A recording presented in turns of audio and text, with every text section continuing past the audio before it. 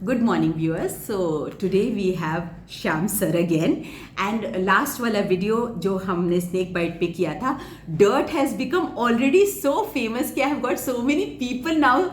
We have remembered dirt now, how to manage a snake bite. तो Shyam sir हमने जैसा last time promise किया था कि हम फर्स्ट एड का एक सीरीज़ करेंगे, उसी सीरीज़ में आज हमारा सेकेंड वीडियो है, ये एपिसोड है। एंड आज हम लोग बात करने वाले हैं डॉग बाइट के बारे में। But before we start with dog bite, I want you to introduce yourself. नमस्ते। In fact I am thankful to Richa ma'am कि मुझे चांस मिल रहा है उनके यूट्यूब वीडियो पे काम करने के लिए, उनके साथ डिस्कशन करने के लिए, और उसी के थ्रू बहुत सारे लोगों को कनेक्ट करने के लिए, अपनी जो भावना है, अपना जो नॉलेज है शेयर करने के लिए। मैं डॉक्टर श्याम मोरे, मैं एक्चुअली एक अलग अलग तरीके के रोल निभाता हूँ। एक तो एक मेडिकल कॉलेज में एक टीचर बोल के काम करता हूँ, फैकल्टी कम्युनिटी मेडिसिन डिपार्टमेंट का। उसके साथ साथ एडमिन में काम किया है और प्राइवेट प्रैक्टिस भी करता हूँ। बेसिकली कोशिश ये करता हूँ कि अपना नॉलेज सब तक पहुँचे और उसका यूज़ हो सभी के साथ। सर, आप इतना सारा सोशल वर्क भी करते हैं, और ये जो सीरीज़ है, आई एम श्योर कि ये डॉग बाइट पे जो आपका इन्फॉर्मेशन होगा, ये बहुत लोगों को बहुत हेल्प करेगा। क्योंकि normally dogs are so loving, लेकिन जब वो बाइट कर देते हैं तो सारा सिनेरियो ही बदल जाता है। इसके लिए हमें इसके बारे में कुछ बताएं ना। देखिए, एक्चुअली जैसे कि हम जानते हैं कि अपना ही देश और बाहर के देशों में भी हम सभी लोग चाहते हैं कि किसी पेट के साथ रहे या किसी एनिमल के साथ रहे।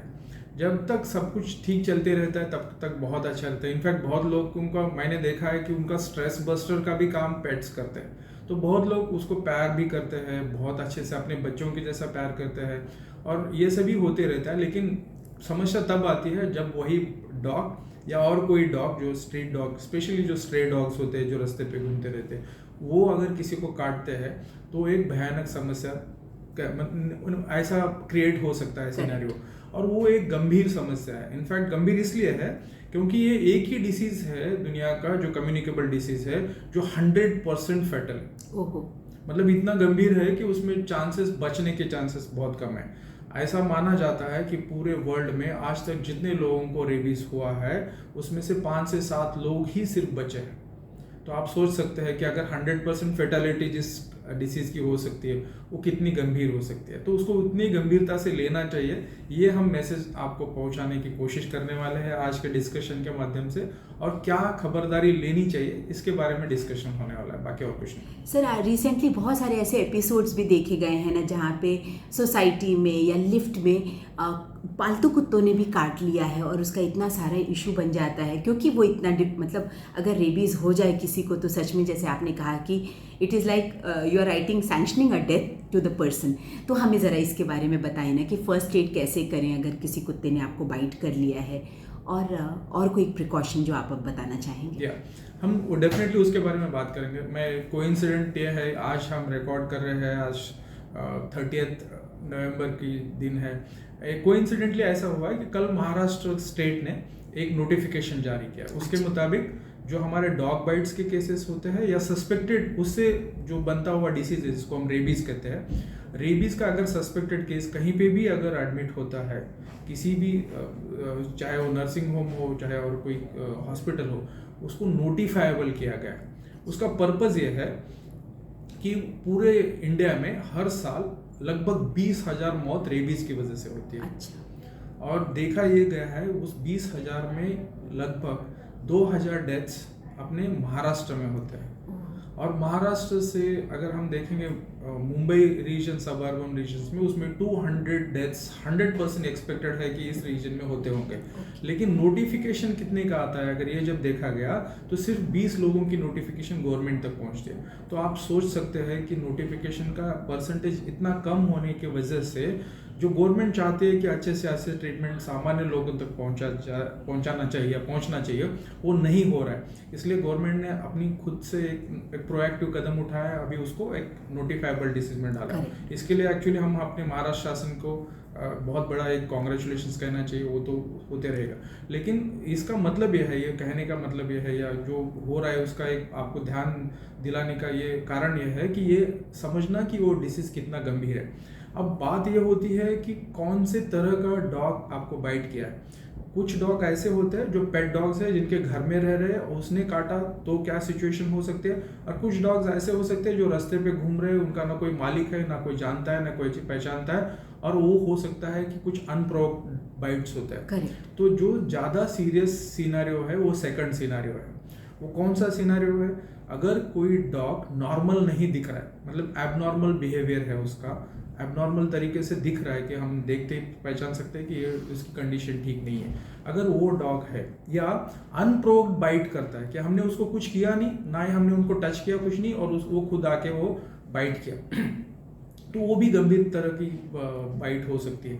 तीसरा हो सकता है कि अगर वो अनवैक्सीनेटेड डॉग है, जिसको वैक्सीनेशन मिला नहीं है, तो डेफिनेटली वो डॉग बाइट गंभीर हो सकती है। अनट्रेस्ड अगर है, अगर हम उसको 10 दिन तक अगर सपोज उसको ट्रेस करना चाहते हैं, उसकी कंडीशन देखना चाहते हैं, और उसको अगर हम ट्रेस नहीं कर सकते हैं, तो भी वो डेफिनेटली गंभीर है। या सबसे गंभीर तो वो होता है कि जिसमें हमें पक्का पता है कि ये इस डॉग को रेबीज हो चुका है। अगर उस तरह का डॉग हमें काटता है तो ये 110% आप समझ लीजिए कि ये बहुत ही सीरियस कंडीशन है।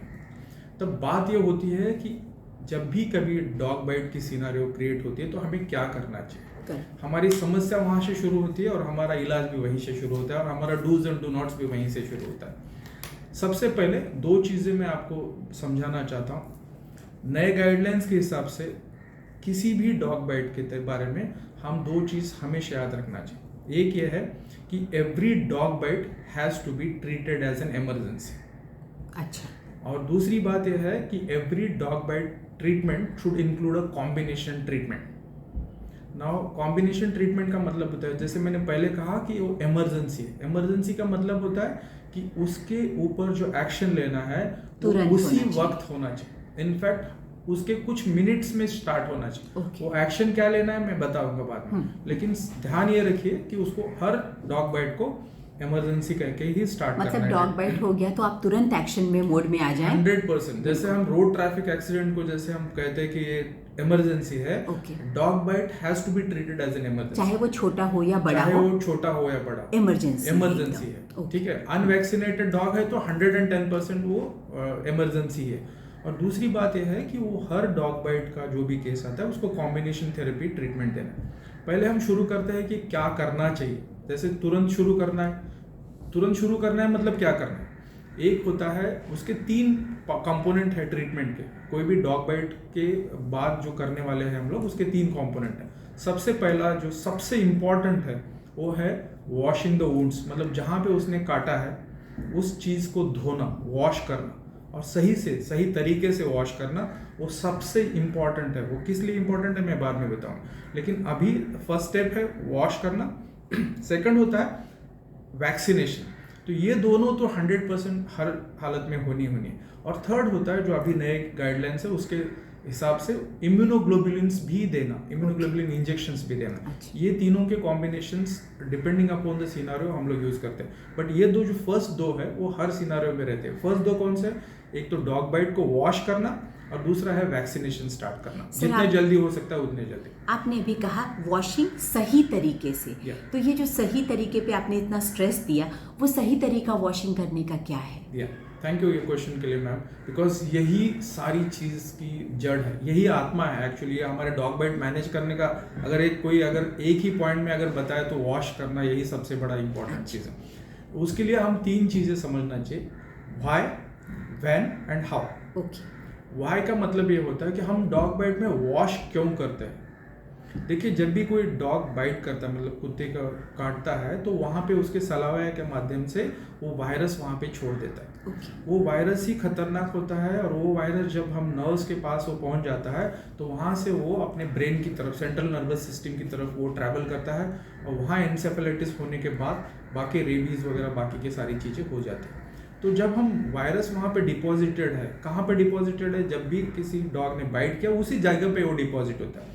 तो हमारा पर्पज़ ये है, जैसे कि मैंने कहा कि इमरजेंसी समझ के उसको तुरंत वो डॉग बाइट का जो साइट है उसको वॉश करना है। सिर्फ वही जगह नहीं, उसके आसपास की जगह भी वॉश करना है। तो वो कारण यह है कि जब भी हम वॉश करते हैं उसके माध्यम से हम जितने वायरस वहां पे डिपॉजिटेड है वो वायरस को धो डालते हैं, मतलब वो वायरस को निकालने का, ज्यादा से ज्यादा वायरस को वहां से निकालने तो के हम लिए जिसे वायरल लोड कहते हैं वो थोड़ा कम हो जाता है, क्योंकि कम नहीं, इनफैक्ट ये भी देखा गया मैम कि 80% of the cases can be prevented just because by this washing. मतलब इतना अच्छा उसका रिजल्ट है 80%, सोचिए कितनी बड़ी बात है, it's as good as vaccine. तो ये हम वॉशिंग करना इसीलिए इम्पोर्टेंट। अभी वॉशिंग किस तरह से करना चाहिए मैं बताता हूँ। एक्चुअली अभी जो सही तरीका है, टैप वाटर जो होता है, रनिंग टैप वाटर, उसके अंडर उसके नीचे रख के उसको वॉश करना है और सोप वाटर बीच बीच में डाल के उसको वॉश करना है। तो रनिंग टैप का जो पानी है, मतलब जो खुला हुआ टैप है, अपना नल है, उसके पानी के प्रवाह के माध्यम से हो, उसके फोर्स के माध्यम से हो, वो वॉश होते रहता है। जब हम 10-15 मिनट तक वो वॉशिंग करते रहते हैं तो ज़्यादा से ज़्यादा वायरस वहाँ से निकल जाते हैं। और उसी बीच में हम क्या और ऐड कर रहे हैं, सोप वाटर ऐड करें। सोप वाटर ऐड करने से दो फायदे अपने हो रहे हैं, एक तो डस्ट वहाँ से या डर्ट जो भी है वो निकल रही है, और दूसरा सोप वाटर एक जैसे हम एक डिटर्जेंट के जैसे यूज करते हैं जो सरफेस टेंशन चेंज करता है, तो ऑब्वियसली वो वहाँ के वायरस को निकालने में भी मदद होती है। और कुछ बुक्स ये भी कहते हैं कि वो वायरोसिडल हो सकता है, मतलब वो वायरस को मार भी सकता है। तो उसका कॉम्बाइंड इफेक्ट ये होता है कि मैक्सिमम वायरल लोड वहाँ से निकल जाता है। और तो 80% अगर हम उसका सक्सेस रेट देख रहे हैं तो बहुत बड़ा हिस्सा है। तो हमने देखा कि कब करना चाहिए, कब मतलब सबसे जितना जल्दी हो सकते हैं, जैसे इमरजेंसी है तो जैसे ही तुरंत हो गया तो जितने जल्दी हो सकता है उतने करना है। टैप वाटर के अंडर करना है, सोप वाटर का यूज करना है, 10 से 15 मिनट ज़्यादा से ज़्यादा करना है, और जितना एरिया है उसके साइड में भी करना है। ये सही उसका तरीका है। तो ये तो पहला हो गया सर, जो कि एकदम इमीडिएट केयर हो गया। एक क्वेश्चन जो हम आगे जो बढ़े उसके पहले कि सर यही केयर अगर बाई चांस कुत्ते का नाखून लगता है या कहीं कुत्ते ने मतलब उसके दांत नहीं लगे हैं लेकिन पकड़ा है उसने, ऐसे उसका सलाइवा लग गया है, तो क्या यही बेसिक चीज़ें हम उसमें भी फॉलो कर सकते हैं? देखिए एक्चुअली डॉग बाइट के बाद जो बाइट है उसके ग्रेडिंग्स होते हैं। ग्रेड 1, ग्रेड 2, ग्रेड 3 या क्लास 1, क्लास 2, क्लास 3, जैसे भी हो, क्लासिफिकेशन के 3 हिस्से।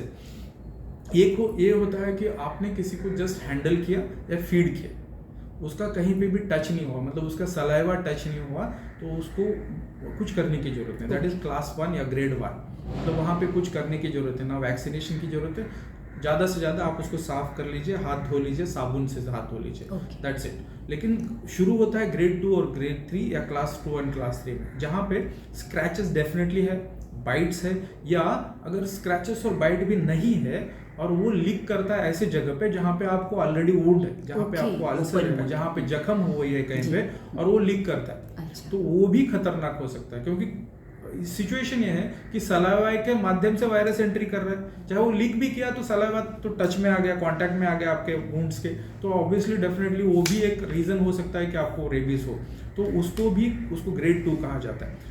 लेकिन ग्रेड 3 तब स्टार्ट होता है जब बाइट सब डर्मल होता है, मतलब डर्मिस के नीचे स्किन अगर डीप गया, मसल्स तक पहुंच गया, तो समझ लीजिए कि वो किसी भी तरह का बाइट हो, चाहे वो अगर आपका पहले वुंड हो उसके ऊपर भी लीक हो, सब डर्मल रीजन्स पे कभी भी जा रहा है, तो ग्रेड 3। तो ग्रेड 3 के ट्रीटमेंट में हम तीनों करते हैं, मतलब वॉशिंग करना है, वैक्सीन देना है और इम्यूनोग्लोबुलिन भी देना है। तो इम्यूनोग्लोबुलिन के पहले जो होता है वो वैक्सीनेशन होता है। वैक्सीनेशन के अलग अलग टाइप्स है, अलग अलग मेथड्स है, उस पर हम सभी सर आपने स्टार्टिंग में जब हमें बताया था कि हम लोगों को ऐसे बाइट में जब भी ऐसा कुछ होता है तो कभी कभी अनप्रोवोक्ड कुत्ते होते हैं। अब ऐसा बहुत बार होता है जब आप रात में ट्रैवल कर रहे हैं, स्पेशली बाइक पे हैं, तो कुत्ते पीछे पकड़ते हैं और कभी कभी एकदम अचानक से झटके से पकड़ देते हैं, तो ऐसे केसेस में भी क्या ये सारे रूल्स फॉलो करने चाहिए? देखिए, जब भी अनप्रोवोक्ड बाइट है वो खतरनाक ही रहता है। अच्छा, चाहे वो प्रूवन रेबीज केस हो या रेबीड डॉग हो या ना हो, क्योंकि ऐसे मोहल्ले में तो पूरे वो अपना टीम बना के लगा रहते हैं। हाँ, और ये रात में तो ये एक्सपीरियंस सभी को आता है, तो उसको भी इग्नोर ना करें। नहीं, कोई भी डॉग बैठो, चाहे देखिए मैं इनफैक्ट मैं आपको समझाना चाहता हूँ, अनलेस वो वैक्सीनेटेड डॉग है, मतलब पालतू है और उसको वैक्सीन दिया हुआ सर्टिफिकेट है, रिकॉर्ड्स परफेक्ट रिकॉर्ड, तो आप उसको थोड़ा सा मतलब सीरियसली नहीं लिए बिना उसको अगर ऑब्जर्व करते हैं कि फर्स्ट नेक्स्ट 10 डेज में अगर उस डॉग को कुछ नहीं हुआ है तो यू कैन थिंक कि आप सेफ जोन में हैं। लेकिन ऐसे डॉग में भी बहुत सारी बार फेक सर्टिफिकेट लाना या कुछ मतलब अननोन चीजें जिसपे हम तो उतना हमारी जो भरोसा नहीं करते। रिकमेंडेशंस है वो आप फॉलो कर ही रहे हैं। रिकमेंडेशंस ये है कि अगर अनप्रोवोक्ड बाइट है, अगर आपके पास सर्टिफिकेट ये नहीं है कि आप कंफर्म नहीं कर सकते कि उस डॉग को वैक्सीनेशन सीरियसली दिया गया है कि नहीं है, उसको नज़रअंदाज करना मतलब अपने जान के साथ खिलवाड़ करना। सर एक हम वैक्सीनेशन पे जाएं उसके पहले ये था कि सर हमारे यहाँ जो स्ट्रे डॉग्स होते हैं ये क्या म्यूनिसिपल कॉर्पोरेशन इनको किसी तरह का वैक्सीनेशन देते हैं? देखिए कोशिश तो डेफिनेटली होती है, अच्छा। 100%। स्पेशली मैं आई एम प्राउड कि नवी मुंबई म्यूनिसिपल कॉर्पोरेशन बहुत अच्छा काम कर रहा है। ओके। उसके डॉक्टर्स भी काफ़ी अच्छे हैं और यहाँ की प्रोएक्टिव डिपार्टमेंट्स है सारे। लेकिन होता है ऐसा ना मैम कि ये इतने बड़ी तादाद में सब जगह पे पाए जाते हैं 100% कि तो वो आप नहीं पॉसिबल कह ही सकते। नहीं। और ऐसा तो कोई नहीं कि कोई डॉग ही लेके घूम रहा है कि मैं वैक्सीनेटेड हूँ, तो Right. बहुत मुश्किल होता है। और उनके लिए भी बहुत मतलब अपने वो कोशिश तो करते हैं कि वो वैक्सीनेट कॉर्पोरेशन के लिए भी बहुत मुश्किल होता है कि ये सबको ट्रैक करना। हाँ। और वैसे भी वो घूमते रहते हैं इधर उधर, तो कहाँ से कौन आया पता नहीं हाँ चलता। पता नहीं चल पाता। सर अभी हम लोग सेकंड सेशन इस टॉक के जाते हैं कि हमने प्राइमरी केयर दे दिया, Yeah. डॉग बाइट हो गया या Yes. डॉग स्क्रैच हो गया या Yes. डॉग ने लिक किया Yeah. और इमीडिएटली हमने उसको अच्छी तरह से वॉश किया रनिंग वाटर में Yeah. और बीच बीच में सोप वाटर यूज़ किया। Yeah. और हम दो कंडीशन हो सकता है, एक तो ये कंडीशन है कि जहाँ पे हम डॉग को थोड़ा ऑब्जर्व कर सकते हैं। Yeah. वो किसी के 10 पहचान days का minimum, है। yeah. हाँ तो वो तो उसी में पॉसिबल है जब किसी के पेट डॉग ने आपको Pet dog, काटा है। definitely. स्ट्रे डॉग में तो ये ऑप्शन ही नहीं है। Yeah. तो ऐसे में वैक्सीनेशन के क्या ऑप्शंस अवेलेबल हैं और सबसे अगर कंस्ट्रेन ना हो तो आप सबसे सही वैक्सीनेशन प्रोटोकॉल क्या रहता है? देखिए वैक्सीनेशन प्रोटोकॉल्स तो अलग अलग सेंटर्स पे अलग अलग लोग फॉलो अच्छा, करते हैं। हाँ। लेकिन जो सेफेस्ट अभी जो चलते हैं वो है सेल कल्चर्ड वैक्सीन, ओके। जिसको एम्ब्रियोनेटेड एग बेस्ड वैक्सीन भी बोलते हैं, हाँ। जो रेबीपुर वगैरह के नाम से पाए जाते हैं। जी। बहुत सारी जगह पे बहुत अच्छे रेट से आजकल मिलते हैं, बहुत सेफ है, ओके। उसमें कोई दिक्कत नहीं होती है। हाँ। लेकिन वो उसका जो देने की टाइप्स है या उसके देने के रीजन है वो दो कंडीशन पे बेस होते हैं। एक है कुछ ऐसे भी लोग हैं जो पहले से रेबीज वैक्सीन ले चुके होते हैं, वो लोग हैं जो हमेशा पेट्स को हैंडल करते हैं या अलग अलग वेटरनरियंस है जिसका Correct. उनका प्रोफेशन ही है जो कुत्तों के कॉन्टैक्ट्स में आते हैं या डॉग्स के कैट्स के कॉन्टैक्ट्स में आते हैं। तो ऐसे लोग तो पहले से अपने आप को इम्यूनाइज करके रखते हैं, मतलब वैक्सीनेशन उनका हो जाता है, तो उनको भी वैक्सीनेशन अगर दिया हुआ है फिर भी उनको वैक्सीन लेना है। Okay. मतलब हमें ऐसे दो सिचुएशंस आ सकते हैं, जो पहले वैक्सीनेटेड है और जो ऐसे लोग हैं जो अनवैक्सीनेटेड है।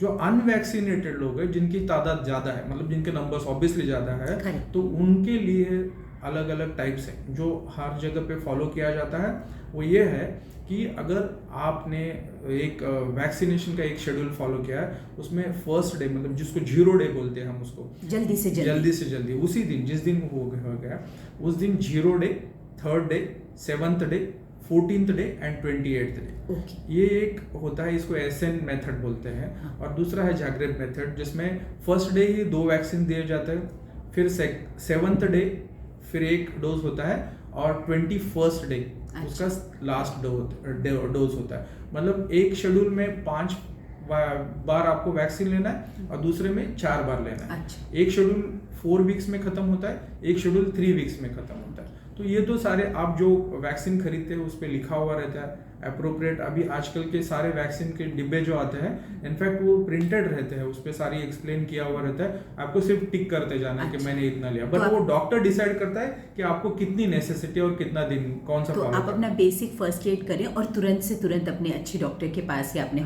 पास के हॉस्पिटल के पास 100% वो ये इम्पोर्टेंट चीज़ होती है। राइट। सर इसकी एफिशिएंसी, अगर किसी ने सब कुछ फॉलो किया है और बाई चांस वो अनप्रवोक्ड कुत्ता था और स्ट्रे डॉग था जिसमें हम ये मान लें कि उसमें रेबीज होने के चांसेस बहुत ज़्यादा हैं, तो अगर किसी ने ये वैक्सीनेशन बराबर से लिया है तो ये कितना प्रिवेंट कर सकता है एक्चुअल रेबीज को? एक्सीलेंट क्वेश्चन है मैम। इनफैक्ट मैं एक बात बताऊं कि जैसे मैंने फर्स्ट मेरा स्टेटमेंट था कि 100% फेटल है, ये 100% प्रिवेंटेबल डिसीज भी है। सबसे मजा तो ये है कि ये एक ऐसा डिसीज है जिसमें 100% फेटलिटी है लेकिन 100% सक्सेस रेट भी है अगर हम वैक्सीन देते हैं तो बात यही है कि हम सजग रह के अपने आप को बचा सकते हैं, जैसे हर किसी सिचुएशन में होता है, चाहे वो स्नेक बाइट हो या चाहे डॉग। मतलब अगर हमने सब बराबर से ले लिया तो 100% चांसेस है कि हमें रेबीज तो नहीं होगा। 100%। सर आपने इम्यूनोग्लोब्युलिन के बारे में भी थोड़ा मेंशन किया था, तो ये किन फैक्टर्स पे डिपेंड करता है कि इस पेशेंट को या इस पर्सन को जिसको डॉग बाइट हुआ है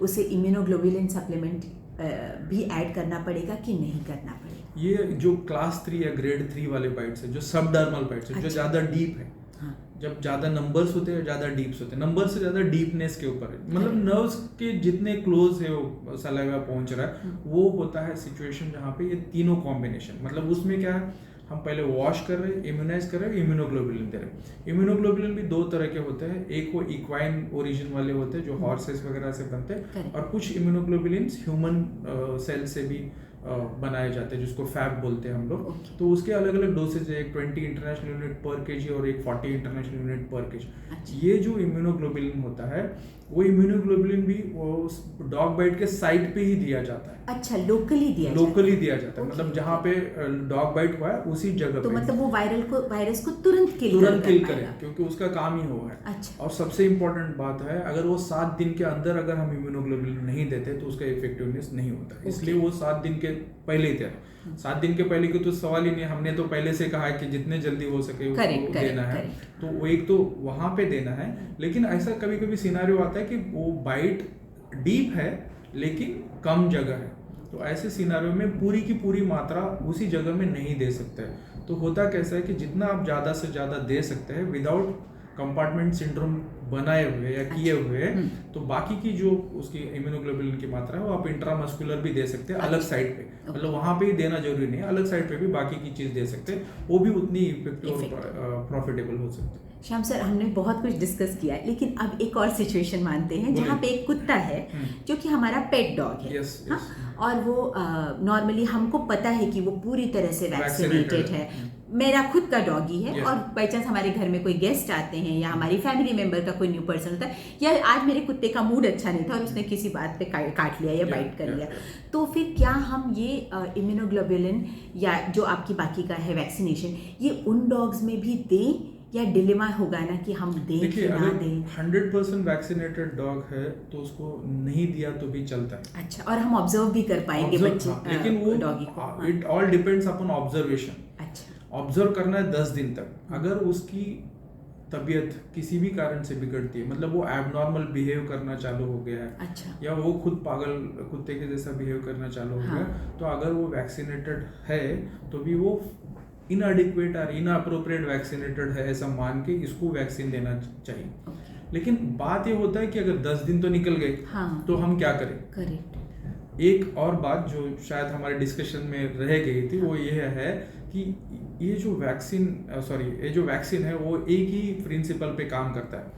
आपको सबको पता है कि हम वैक्सीन हमेशा कभी देते हैं, प्री एक्सपोजर होता है, मतलब ट्यूबरकुलोसिस का अगर वैक्सीन दे रहे हैं तो ट्यूबरकुलोसिस से हम इन्फेक्ट होने के पहले देते हैं। पोलियो का वैक्सीन कभी दे रहे, जब बच्चा पैदा होता है उसी दिन स्टार्ट कर रहे। पोलियो को तो एक्सपोज हुआ नहीं बच्चा, फिर भी कर रहे, क्योंकि हम वैक्सीनेशन प्री एक्सपोजर रहता है। लेकिन डॉग बाइट का एक ऐसा वैक्सीन है जो पोस्ट एक्सपोजर भी इफेक्टिव कहा जाता है। उसका रीजन ये है कि ये जो स्ट्रे डॉग्स है या डॉग्स के माध्यम से जो वायरस होता है उसका जो इंक्यूबेशन पीरियड है, मतलब उसका अटैक करने का जो रेट है, मतलब बाइट होने से डिसीज इस्टेब्लिश होना है, क्लिनिकल फीचर्स स्टार्ट होने के बीच वाला जो पीरियड है जिसको हम इंक्यूबेशन पीरियड करते हैं मेडिकल टर्मिनोलॉजी में, वो वेरिएबल है। अच्छा। वो वेरिएबल इतना है कभी कभी 1-1 साल तक भी वो डिसीज नहीं शुरू होता है, जबकि वैक्सीन का जो एंटीबॉडी प्रोडक्शन का जो पीरियड है वो इतना फिक्स है कि 7 to 10 डेज में एंटीबॉडीज प्रोड्यूस कर सकता है ये वैक्सीन।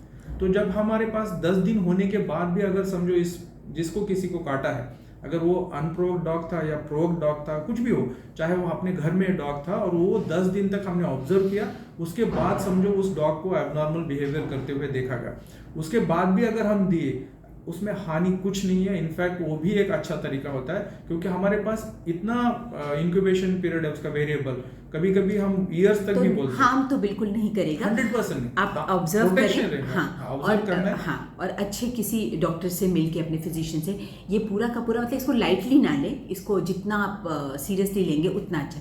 सर, एक क्वेश्चन था जो कि डायरेक्टली इससे रिलेटेड नहीं है, लेकिन अगर इसके बारे में आपके पास कुछ जानकारी हो। बहुत बार होता है हमारे पेट डॉग्स होते हैं जिनको हम सुबह शाम घुमाने ले जाते हैं, और बाई चांस उस कुत्ते को किसी स्ट्रे डॉग ने काट लिया, तो क्या ये कुछ सीन चेंज हो जाता है? या देखिए, अगर किसी कुत्ते ने भी डॉग को, हमारा पेट था जिसको हमने इम्यूनाइज किया और घुमाते समय या नीचे खेलते समय एक स्ट्रे डॉग ने मेरे डॉगी को काट लिया, तो क्या उसकी अभी वैक्सीनेशन का? नहीं, अगर ऑलरेडी वैक्सीनेटेड है तो कुछ करने की जरूरत नहीं। ये कैसे हो गया? जैसे हम लोग हमेशा एक बहुत बड़ी एक फनी चीज मैं देखता हूँ हमेशा, कि किसी को भी अगर किसी की मतलब कोई घर में काम कर रहा है, कहीं पे कट हो गया, चाहे कुछ भी काम कर रहे हैं, तो तुरंत पहुंच जाते हैं डॉक्टर के पास कि मुझे टीटी इंजेक्शन दे दो। ऐसा लगता है जैसे टीटी इंजेक्शन मतलब खाने की दवाई है और कुछ तो हम चॉकलेट खाने के लिए डेली सुबह दोपहर शाम को कुछ भी लग गया तो आ जाओ। वैसे नहीं है ना, उसकी एक बार प्राइमरी इम्यूनाइजेशन शेड्यूल कंप्लीट हो गया तो हमारा बूस्टर्स के डेज फिक्स है। इसी के बीच में जब भी कुछ होता है तो उसमें हमें घबराने की कोई जरूरत नहीं, because you are already protected, antibodies तो वहां पे प्रोड्यूस्ड है, तो इसीलिए आपको बार बार लेने की जरूरत नहीं। तो ये उसका एडवांटेज। तो मतलब आप अपने वेटनरी डॉक्टर से डॉगी को दिखा लीजिए, लेकिन डरने की कोई बात नहीं। डॉगी के बाइट की ट्रीटमेंट जरूरत है, बट उसको वैक्सीनेशन की जरूरत नहीं। बाइट अगर हुआ है, उसको भी वुंड हुआ है, उसकी ट्रीटमेंट चाहिए। समझ में आया कि आप अपने डॉगी का ख्याल रखिए, लेकिन आप परेशान मत हो क्योंकि आपका डॉगी ऑलरेडी वैक्सीनेटेड है। वो बहुत एडवांटेजेस पोजीशन। अच्छा, thank you so much Shyam sir, आपने हमको इतना कुछ बताया। और जाते जाते अगर आप हमारे दर्शकों को कुछ और अपनी तरफ से बताना चाहेंगे तो? नहीं, बाकी तो मैं कुछ नहीं कहना चाहता हूँ। इनफैक्ट मैं आपको थैंक यू कहना चाहता हूँ कि आप हमेशा चांस दे रहे, इसी बहाने में थोड़ा सा जो भी मुझे आता है, जो भी मैं सीखने की कोशिश करता हूँ। आपने इतना इम्पोर्टेंट सब जानकारी दी और आपने ये भी बताया कि अब ये नोटिफाइबल डिजीज है, तो हम आशा कर सकते हैं कि अब ये रेबीज के केसेस जो हैं वो थोड़े बेटर कंट्रोल में रहेंगे, क्योंकि आप बता रहे हैं तो म्यूनिसिपल कॉर्पोरेशन को एक गाइडलाइन पता चलता है कि यहाँ पे कोई केस आया है तो वहाँ थोड़ा ज़्यादा केयर लेना है। Thank you so much sir, it was such a pleasure talking to you. लेकिन ये हमारा सिर्फ सेकेंड एपिसोड है, अभी बहुत सारे एपिसोड्स करने हैं। Hope to see you very soon on Medi Chit Chat sir. Thank you so much. Thank you ma'am, thank you, grateful to you. Thank you.